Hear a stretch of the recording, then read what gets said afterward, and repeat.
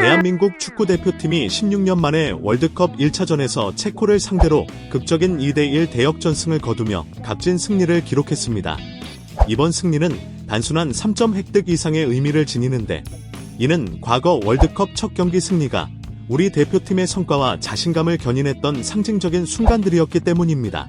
2002년 한일 월드컵에서 폴란드전 승리로 4강 신화를 썼고, 2010년 남아공 월드컵에서는 그리스를 꺾으며 사상 첫 원정 월드컵 16강 진출의 발판을 마련했습니다. 반면 첫 경기에서 승점을 얻지 못한 대회에서는 대체로 조별리그 탈락이나 고전이 뒤따랐다는 점에서 이번 승리는 대표팀이 다시 한번 강한 자신감을 회복하는 계기가 되었습니다. 사실 이번 월드컵 개막전 국내에서는 축구협회의 여러 문제와 조직 내 혼란으로 인해 국민적 관심과 열기가 예전만 못하다는 우려가 팽배했습니다.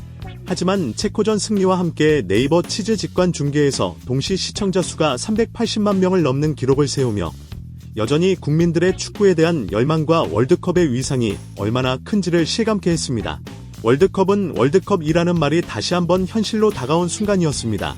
이번 대회부터 조별리그 3위 팀도 32강 토너먼트에 진출하는 새 시스템이 도입되면서 첫 경기에서 승점 3점을 따낸 대한민국의 32강 진출 가능성은 더욱 높아졌습니다. 과거 2010년부터 2022년까지 4개 대회에서 조별리그 3위 팀들의 평균 승점이 3점이라는 통계는 승점 3점의 가치를 명확히 증명합니다. 특히 이번 대회는 골득실보다 승자승 원칙이 우선 적용되기 때문에 같은 조 경쟁자인 체코를 상대로 승리한 것은 단순한 승리 이상으로 전략적 의미가 큽니다. 향후 멕시코, 남아공과의 경기에서도 이번 경기 승리의 긍정적 효과가 큰 힘으로 작용할 전망입니다. 경기에서 가장 돋보였던 선수는 황인범과 이강인이었습니다. 이강인은 최다 기회 창출과 드리블 성공을 기록하며 팀 공격의 핵심이자 에이스로서의 존재감을 확고히 했습니다. 그는 전술적으로 오른쪽 측면에서 공격형 미드필더 역할을 수행하며 공을 잡으면 상대 윙백과 센터백 사이 공간을 효과적으로 공략했습니다. 이강인의 패스와 드리블은 현대 축구가 요구하는 연계와 창의성 기반 공격 축구를 완벽히 구현한 모습이었습니다. 황인범도 후방 빌드업부터 전진 패스, 침투, 직접 득점까지 다방면에서 활약하며 팀 중추임을 다시 한번 입증했습니다.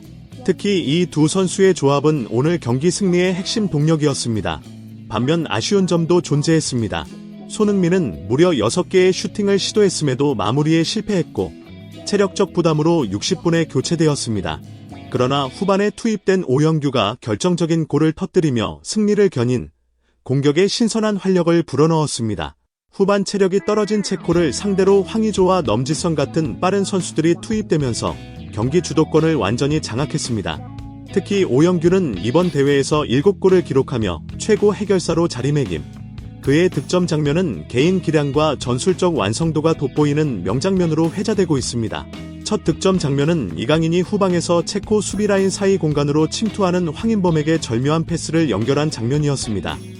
이강인의 특유의 감각과 기술이 빛난 순간이었고, 황인범은 침착하고 정확한 타이밍으로 골을 성공시켰습니다. 두 번째 득점 장면 역시 백승호가 측면에서 롱패스를 연결해 황인범이 침투 후 원터치 크로스를 올리자 오영규가 정확한 컷백으로 마무리하며 이상적인 역할 분담과 결정력을 보여줬습니다. 이강인은 경기 내내 오른쪽 측면에서 공격형 미드필더로서 중원의 조율사 역할을 수행하며 체코의 오른쪽 윙백 초우파이의 높은 오버래핑을 공략하는 데 주력했습니다. 서우가 측면에서 폭넓게 움직이며 공간을 넓히고 이강인은 안쪽으로 들어와 공격 전개를 주도하는 모습은 전술적으로 매우 효과적이었습니다. 빌드업 과정에서도 이강인의 영향력은 대단했습니다.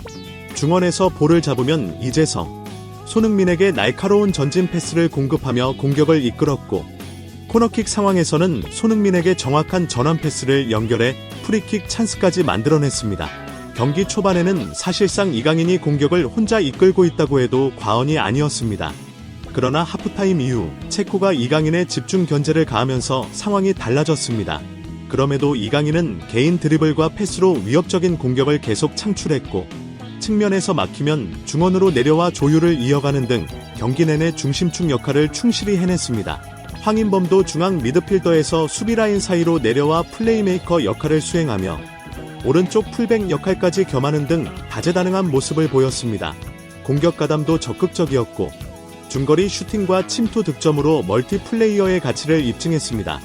중원에서 우리 선수들이 체코를 완벽히 제압한 것은 경기 승리에 결정적 역할을 했습니다. 후방 빌드업도 변칙적이고 유동적인 움직임으로 체코의 압박을 효과적으로 무력화시켰는데 백승호와 황인범의 병렬 배치와 백성원의 샌드백 역할 유지가 주요한 전략적 포인트였습니다. 세트피스를 제외하면 후방 빌드업에서 큰 불안감 없이 안정적인 볼 전개가 가능했습니다. 하지만 공격 마무리 단계에서는 아쉬움이 남았습니다.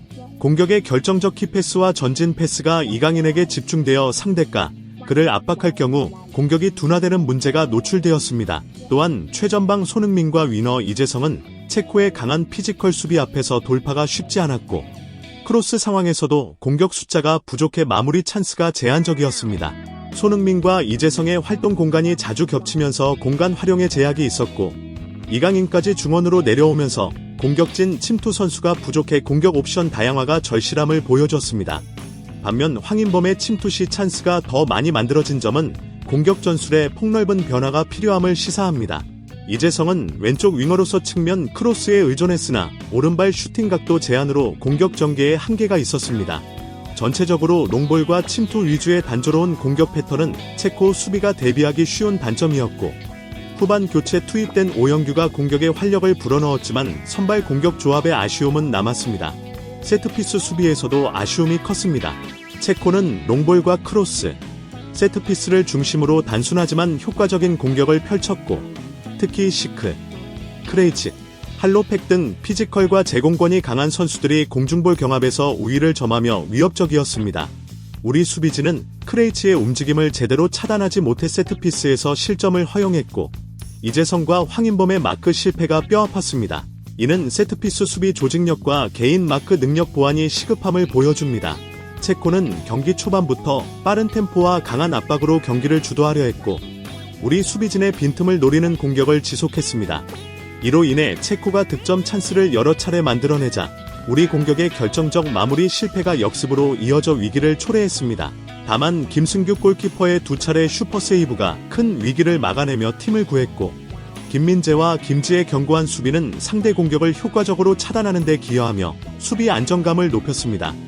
이번 승리로 대한민국은 조별리그에서 유리한 위치를 점했으며 다음 상대 멕시코를 꺾으면 조 1위로 32강 진출이 더욱 현실화됩니다.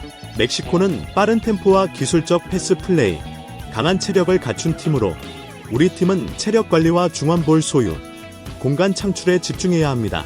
수비 라인 조직력 강화와 골키퍼 수비진 협력 플레이 극대화, 공격에서는 마무리 능력과 찬스 메이킹 개선, 세트피스 공격 전략 보완이 관건입니다. 멘탈 관리도 중요하며 위기 상황에서 침착함과 팀워크를 유지하는 것이 승리 열쇠가 될 것입니다. 앞으로 남은 경기에서 이번 체코전에서 드러난 공격 다양성 부족, 세트피스 수비 문제, 결정력 약화 등 과제를 효과적으로 극복할 수 있을지 주목됩니다. 팬들과 전문가들은 이번 승리가 대표팀에 큰 자신감과 동기를 부여할 것으로 기대하며 안정적이면서도 공격적인 경기력을 지속해 좋은 성과를 내길 희망합니다. 다음 영상에서는 멕시코전 준비와 전략을 심층 분석할 예정이며 대표팀의 앞날을 응원합니다. 모두 함께 화이팅입니다.